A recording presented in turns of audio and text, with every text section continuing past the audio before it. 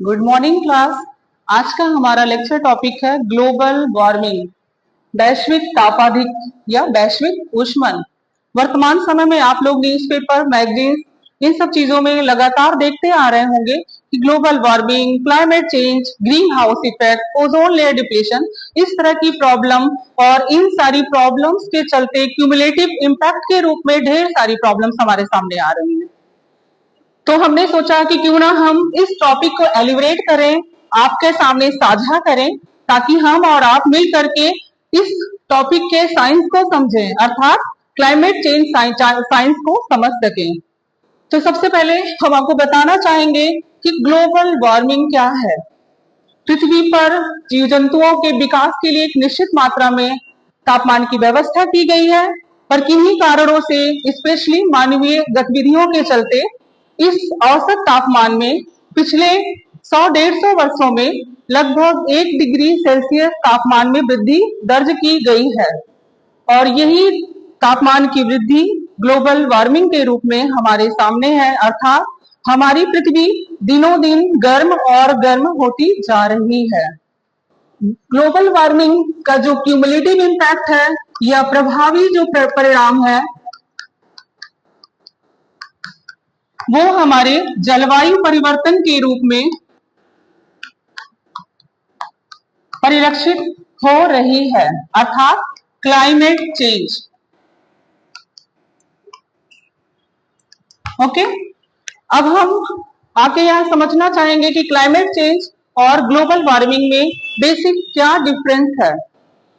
Global warming के चलते ढेर सारी प्रॉब्लम्स हमारे सामने आ रही हैं, जैसे ओवरहीट, स्टॉर्म, फ्लड, ड्रॉट, सी लेवल का इंक्रीज होना, एक्सेट्रा।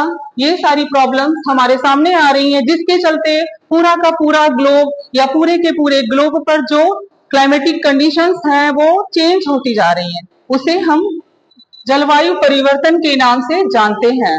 जलवायु परिवर्तन जानने से पहले हमें जानना होगा ग्लोबल वार्मिंग क्या है, और ग्लोबल वार्मिंग के बारे में जैसा कि हमने बता ही दिया कि पृथ्वी के तापमान में उत्तरोत्तर वृद्धि या तापमान में औसत से ज्यादा वृद्धि ग्लोबल वार्मिंग कहलाती है।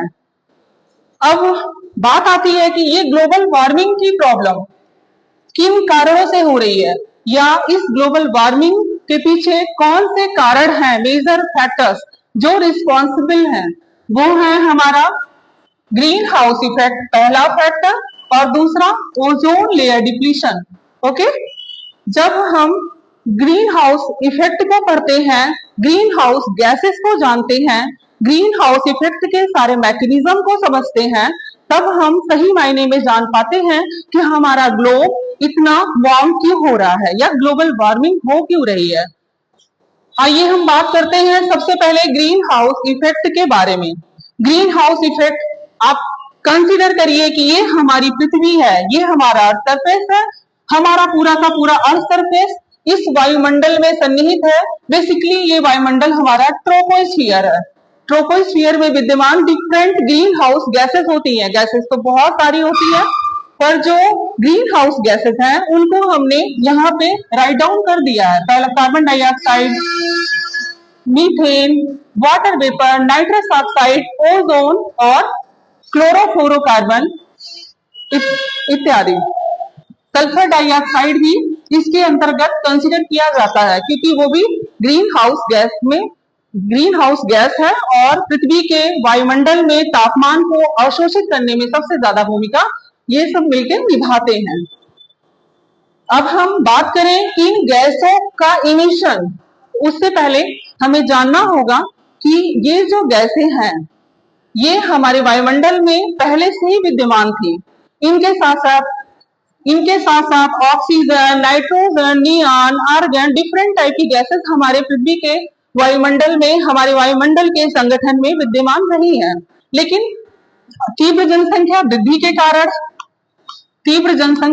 के कारण मानवीय गतिविधियां जैसे जैसे बढ़ती गई, स्पेशली कौन कौन सी गतिविधियां, इंडस्ट्रियलाइजेशन,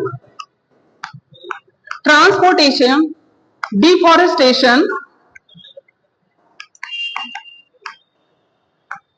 जीवाश्म ईंधनों का अत्यधिक जलाना,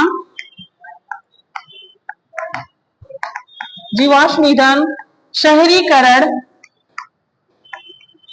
ये सब कहीं ना कहीं मेजर कारण रहे हैं हमारे ग्रीन हाउस गैस को और ज्यादा बढ़ाने में।